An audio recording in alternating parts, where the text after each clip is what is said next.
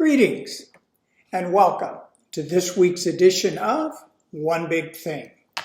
Kurt Goulding here, and today's one big thing is weather.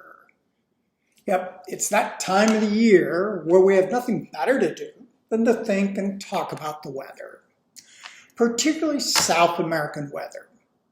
It seems the weather's pretty good in Brazil right now, except in the southernmost state of Rio Grande do Sul.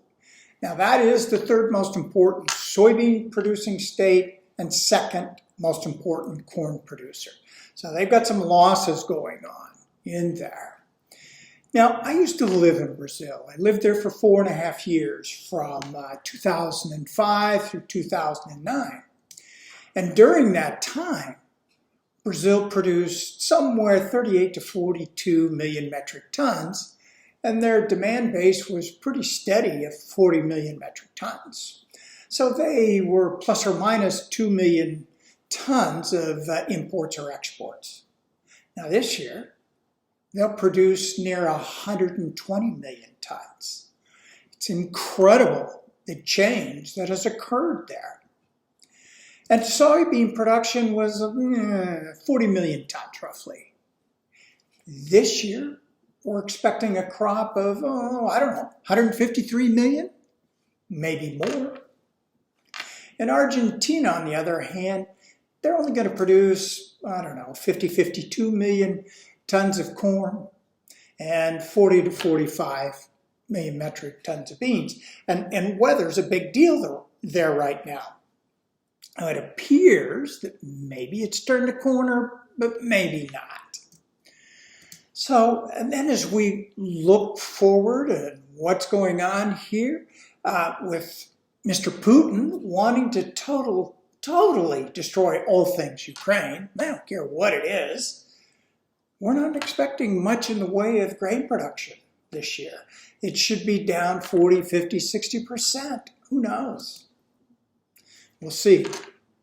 So this makes the southern hemisphere corn and soybean crops really, really important. And weather is crucially important for them. You know, in parts of Brazil, up in the northeast, it's raining and it won't stop. And there's concerns that they may lose some production because of the rain, or maybe some quality issues. So we sit back and take a look and go, okay, what do we want to focus on for these next, 45 to 60 days? Well, there's three things, I think. One is Chinese demand. Are they going to come back? You know, they're way behind on their normal buying patterns of both corn and soybeans. You know, their economy has really been impacted by COVID. So they're coming back from the Lunar New Year holiday. So we'll see what happens. So are they going to be there for both corn and soybeans? And Brazil is the cheap sell into Asia for both corn and soybeans right now.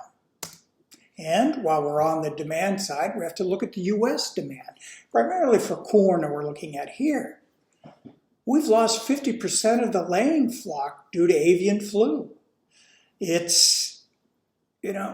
seems to be stabilizing, but we haven't rebuilt those flocks yet. So that's, 6 months, a year, whatever.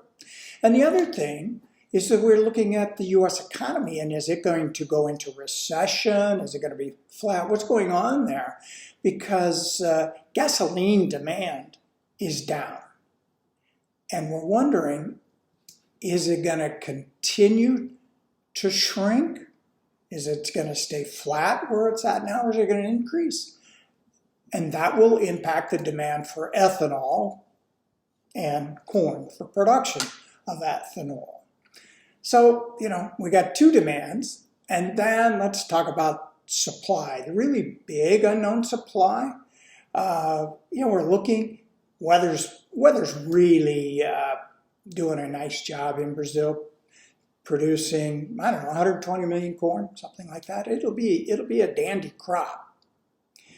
And then the question is, has the weather turned the corner for good? I mean, Argentina just couldn't get a sniff of rain, but suddenly they're starting to get it a little more consistently. So maybe we're stabilizing the crop down in Argentina.